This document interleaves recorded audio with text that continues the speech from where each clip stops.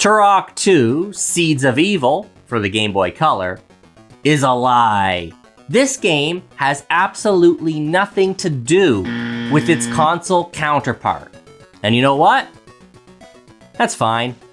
Forget everything you know about energy totems, sacred talismans, and the Primogen. This Turok 2 is all about Joshua Fireseed's quest to destroy the Bionosaurs. And when you first boot up the game, you may be surprised by where and how this adventure begins. The first level takes place on Earth, with Joshua dressed for Casual Friday. But before we get into that, just look at the color. This is one of those inexplicable things that might be lost on the younger generation. Back in 1998, a color Game Boy was a big deal. And even at the time, it didn't make a lot of sense why. Sega already beat Nintendo to the punch with the Game Gear's color screen in 1990, but somehow this still felt like pure magic. And even now, after spending a few hours with Battle of the Bionosaurs' grayscale monotony, I'm in awe all over again. Anyway, back to Turok 2. The first level jumps between a Streets of Rage 2.5D perspective and the more traditional 2D style seen in its predecessor. And while the Earth setting might remind you of the opening of Turok 3 Shadow of Oblivion, it's actually a lot closer to the 80s action sci-fi classic They Live. No, really. Walking along the street, you'll encounter a number of people pacing back and forth. Some mind their own business, and others rush to attack. This is super confusing, but just wait. Near the end of the level, you'll encounter the Light Burden Satchel, which is just lying in the middle of the road for some reason. Collecting it transforms Joshua into Turok, and along with some snazzy new duds, he also acquires X-ray vision. Now the truth is revealed.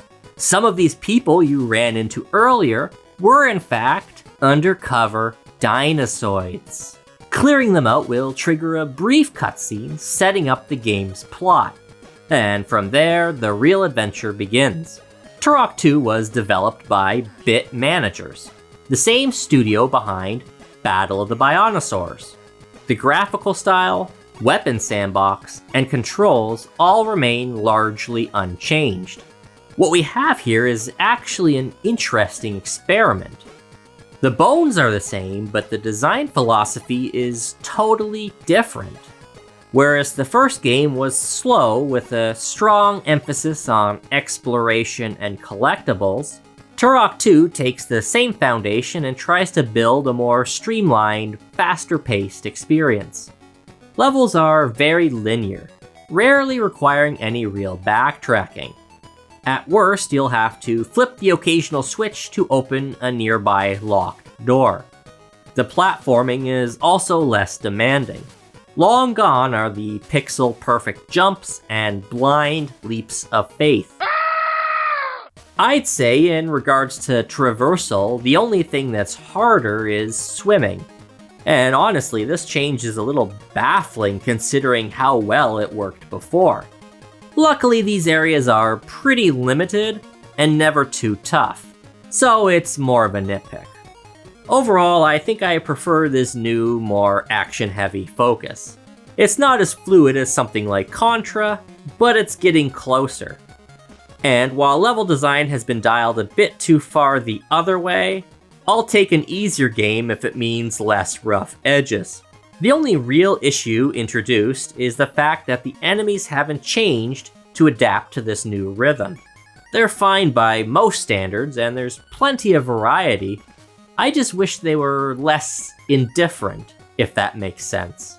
Often they'll start attacking based on my proximity, but outside of this trigger, nothing I do seems to change their behavior. That said, the boss encounters are very good. They're visually impressive with varied but readable attack patterns. The pterodactyl in particular was quite fun. I got into a real groove dodging its fireballs and nailing it in the head with the grenade launcher. It helps too that, on the whole, the game is a lot more fair. Turok's base health is generous, and with the addition of tech armor pickups, there's more room for error.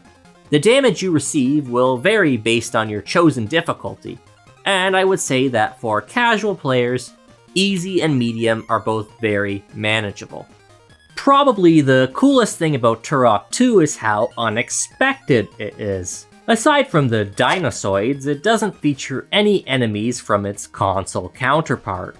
And you won't be visiting any familiar locations like the Port of Adia or the Lair of the Blind Ones. You could argue that the jungles, cliffs, and deserts that replace these areas are a bit generic by comparison, but to me this is quintessentially Turok. If anything, this game leans harder into the untamed wilderness side of the Lost Lands, which the N64 version more or less ditched. Last but not least, I have to mention the varying perspective shifts. Sometimes the camera moves behind or in front of Turok as he rafts along a river battling alligators, or attempts to outrun the Dune sandworm. And sometimes it's not just the perspective that changes, but rather the scale. You might find yourself leaping across mountaintops on a velociraptor, or flying high above them dodging turret fire on a pterodactyl. Hey, haven't I seen this someplace before? These minigame-esque encounters add a lot of flavor to the experience and give you something to look forward to when playing through the more traditional levels. Turok 2 for Game Boy Color is short, breezy, and fun. I don't want to oversell it as some unsung masterpiece, but my expectations were pretty low going in, and I had a genuinely good time fumbling my way through. So if you own a Game Boy Color, do yourself a favor and give it a try. What? I'm serious. Why are you looking at me like that?